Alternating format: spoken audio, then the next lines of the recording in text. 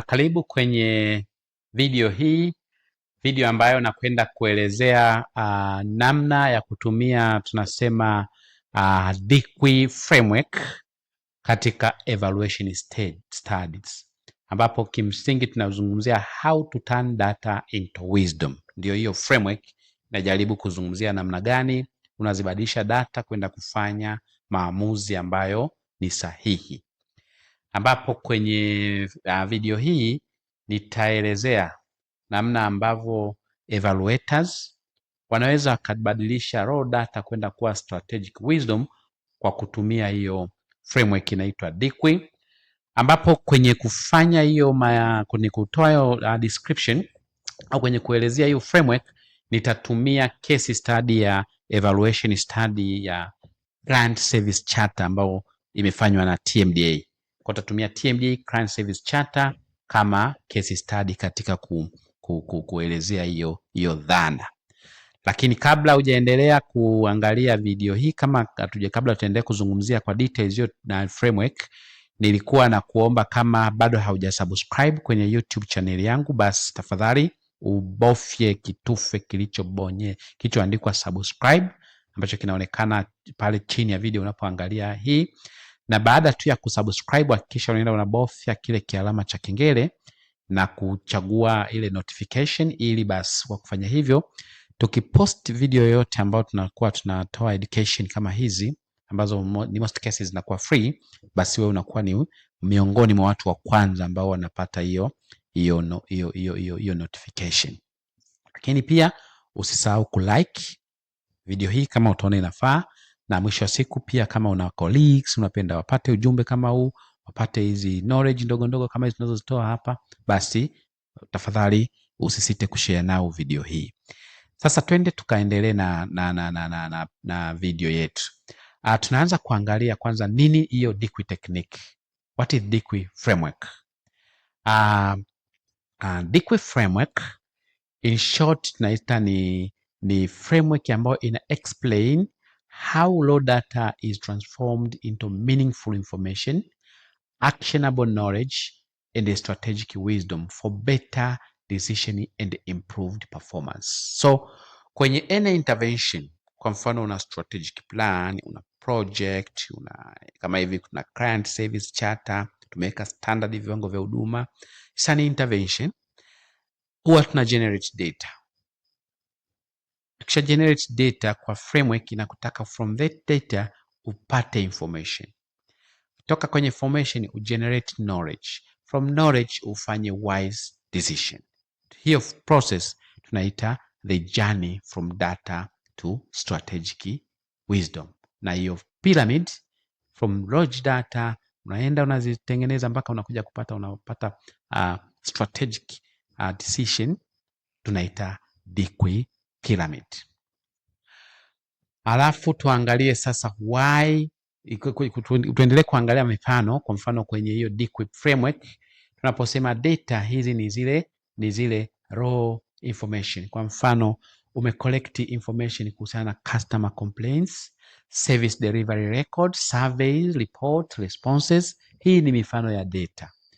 Unaiprocess hizi data kwa kutumia software yoyote, unakuja kupata information from data. Organize data zako kwenda kwenye maybe frequency, percentage, mean, average, tunapata information from the data. Then baada ya kupata information tunawiwa sasa kwenye hii framework kuexplore hiyo information ambayo umeshaipata. Kwa mfano kama kuna poor performance au kuna high performance, lazima tu explore why, halafu tunakuja kupata wise decision. Tuna advise management au board kufanya maamuzi masahihi na ya kimkakati. Kwa hiyo cha process tunaita journey, tunaita data to wisdom journey, na tunatumia DQUI. D for data, I for information, K for knowledge and W for wisdom. DQUI framework. Kwa nini sasa ina matter? Kwa nini tutumie hii framework ya DQUI? Kwa nini tutumie framework ya DQUI katika kufanya data processing? Unajua taasisi nyingi au watu wengi wana tendency ya collect large amount of data. Kawaida kabisa kwenye hizi evaluation studies au monitoring, watu wana collect a lot of data, halafu wanafanya a lot of analysis. Yani watu wanafanya tu analysis, analyze to data. Kwa hiyo at the end of the day unajikuta umecollect a lot of data, umeanalyze, umegenerate report nyingi tu, lakini hizo report zinakuwa hazitumiki, zinakuwa tu dumped, not used. Zipo tu, umefanya analysis, umecollect data, umefanya analysis, generate report, nobody cares, kwa sababu haujatengeneza story. Tunasema making story from data. Unatengeneza story kutoka kwenye data kupitia hii framework ya kawaida tunaitumia tu, just data analysis. Hatuwezi kugenerate story unless tumetumia hii framework ya Dikwi. Ukitumia framework ya Dikwi unaweza ukagenerate story out of data. Sasa Dikwi framework inakuja kutoa hilo tatizo, kupunguza hiyo changamoto, ili kuifanya data iweze kugenerate meaningful information. Hizo information ziweze kutoka, ziweze kugenerate knowledge. From the knowledge then we can advise accordingly the management.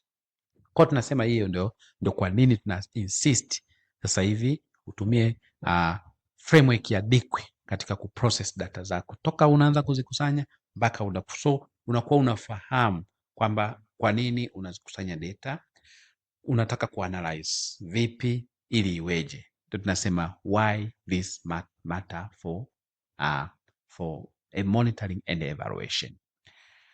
Sasa baada ya kujua kwa nini ina matter, twende tukaangalia steps. What are the steps ambazo unatakiwa uzifanye ili uweze kuifanya hiyo technique vizuri? Steps nazozifanya, step ya kwanza kama inavyosema ni data. What data were collected au what data should be collected, ambapo kwenye data collection hizi ni raw facts na figures ambazo zinakuwa collected from multiple sources. You can collect data from customer kupitia questionnaires, unafanya customer satisfaction surveys au service delivery surveys. Halafu tunaweza tukapata pia data kutoka kwenye key informants, lakini pia tunaweza tukapata data kutoka kwenye records mbalimbali, kwa mfano complaints records, kama sisi tumefanya hiyo performance ya, tunaangalia performance yetu kwenye client service charter, kwenye zile huduma ambazo viwango vya huduma ambavyo tumejiwekea kama taasisi vya kutoa huduma. Kwa hiyo tunaangalia pia kutoka kwenye system, tunaweza extract data kutoka kwenye system zetu ambazo tunazitumia kutoa huduma. Tuna system inaitwa RIMS, Regulatory Information Management System, ambapo all the processes zetu zinakuwa zinafanyika huko kwenye huduma ambazo ziko automated. Kuna LIMS, Laboratory Information Management System. So that's pia extract data kutoka kule kwa kwenye database. Lakini pia tuna service delivery records, na zenyewe tuna deliver service, tuna collect ile information kutoka kwenye wateja tunawahudumia kupitia exit interviews, halafu tuna extract data kule pia. Lakini staff na stakeholders wengine pia unawa involve. Kwa hivyo ndio tunasema what data were collected or what data is collected. Kwa hiyo in this stage tunapata raw facts and observations, lakini tunachokisinsist hapa ni kwamba the raw data does not explain performance. Kuwa tuna data zipo kwenye LIMS, zipo kwenye nini, they don't explain performance. Hii ndio inatupeleka kwenye next stage. Next stage step yenyewe ni ya kutransform raw data kuzipeleka kwenye information, from raw data to meaningful information, not just information. Kwenye Dikwi tuna insist kuwe kuna meaningful information. Inamaanisha nini kuwa na meaningful information? It means before hujafanya analysis you should be knowing what exactly do you want to achieve, na hii ni rahisi tu, utaipata kwa kujua what are your key evaluation questions. So your analysis should be guided by the evaluation questions. In fact, hata data collection inatakiwa iwe influence na analysis, zile tunaziita ni questions, evaluation questions. ambazo zitadictate what variables uende ukazicollect kule kwenye stage ya data collection ili uweze kujibu hizo evaluation questions. So this is where now una process. But unfortunately nimeona sawa watu wengi wana focus kwenye hii tu when they are talking about the analysis of data. Wana focus tu kwenye transformation of raw data kwenda kwenye meaningful information. It's okay, lakini ukitaka benefit more uanze kuwa na evaluation questions kwanza kabla hujaanza kuanalyze data.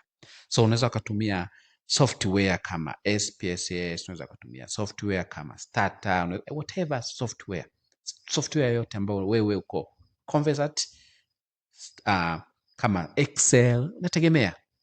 Kwa hiyo sometimes pia hata kabla hujaenda kujifunza software gani ufanyie data analysis, better ukawa unajua mnahitaji nini. Maana unaweza kujikuta unajifunza kuendesha semi trailer, kumbe wewe unahitaji kutumia paso na ikakufikisha.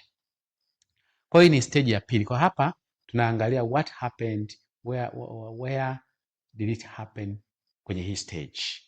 Alafu tukishatoka hapo tunakwenda, this is a very critical step ambayo kwenye DIQI tuna insist. Baada ya kupata hiyo information, unaujiuliza maswali ya kuhusiana na hiyo information, ndio unaanza kugenerate knowledge, exploring from your data. Na ndio maana huwa tunafanya sequential evaluation. Una collect data the way sisi tulivyofanya kwenye hiyo wakati tuna evaluate client service charter yetu performance. We started with our performance data kutoka kwenye systems. From that data tuka-analyze, tukaona trend, performance yetu ikoje kwa maana ya meet standards. What proportion of the services may meet service standards and what proportion did not. Kwa tukawa tuna compliant and not compliant. And from that tukaangalia why compliance iko kwa namna hii ilivyo. Kwingine unakuta iko high, kwingine iko low. Why? That question uweze ukajibu kutoka kwenye data ulizo collect kwenye system. You need to go kwa wanao offer service, uwaulize what is happening. Tumeona hapa kwenye upande wa kutoa vibali performance iko nzuri zaidi kwenye labda vibali vya aina fulani ukilinganisha na vibali vya aina fulani. What could be the factor? Wanakuelezea pale, lakini hiyo unaipata kupitia interview sasa. Kwa hiyo it means data tulioipata kwenye information tulioipata kwenye descriptive statistics, zile ambazo tume-extract kwenye systems, zimetusaidia kuja kutengeneza maswali au kuframe maswali yaliyopo kwenye key interview guides. Kwa hiyo tunaenda kumuuliza manager anayesimamia usajili wa bidhaa maeneo specific ambayo tumeyaona huku either yameperform vizuri au yameperform vibaya, ili atupe taarifa, kwa sababu ndio anafanyia kazi hilo eneo, anajua vizuri kuhusiana na changamoto anazokutana nazo au vitu ambavyo vinamsaidia kuweza kufanya kazi vizuri. So that's how tunaenda kwenye that information, tunaipeleka kwenda kwa knowledge. Then ukishatoka hiyo stage, kwa hapa in fact tunataka kuidentify, inataka kutoa knowledge, ina reveal why behind performance, ambapo inatusaidia kuidentify root cause au factors and make informed decision that drive improvement. Kwa hiyo ukitoka hapo, mfano tu wa kufanya root cause, how do you generate that knowledge? Unaweza kutumia hizi technique tunatumia kama fishbone. Kwa mfano root cause, utaka kuangalia why this happened. So, root cause analysis unaweza kufanya kwa kutumia kitu kama fishbone technique, unaweza kutumia problem tree analysis. So many techniques zipo, lakini at the end of the day unapata hiyo knowledge. Then baada ya kupata knowledge una move kwenda kwenye wisdom. Sasa unasema yes, baada ya kujua performance, alafu nimejua causes, contributing factors kwa kufanya explore kwa wale wadau, then tunakuja kufanya wisdom. That is the highest level of the DIQI hierarchy. At this stage, institution is now apply evaluation findings to improve system, policies, strategies and resource allocation. Sasa hapa unatumia yale majibu uliyoyapata kwenye evaluation, unakuja ku propose for improvement. Kwa unapelekea management karipoti ambako kana story, yani mtu anaona kuna story na wanaona inawasaidia. So hiyo ndio tunaita DIQI technique, 4 steps. So what lesson tumejifunza kutoka kwenye hapa?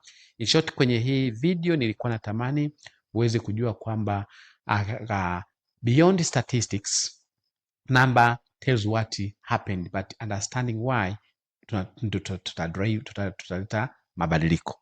Just knowing the statistics haitusaidii. Tunatakiwa tuelewe the reasons behind those statistics, ndio itatusaidia kwenda kwenye mabadiliko. Lakini number 2, actionable insights. Data is only useful when it leads to clear practical actions that solve problems. Don't just feed management with too much data ambazo haziwasaidii. Lazima uzi extract zile ambazo zinawasaidia ili waone kuna value kwenye hiyo analysis uliyoifanya. Lakini pia evidence based reforms. Sustainable reforms comes from evidence, not assumptions or options.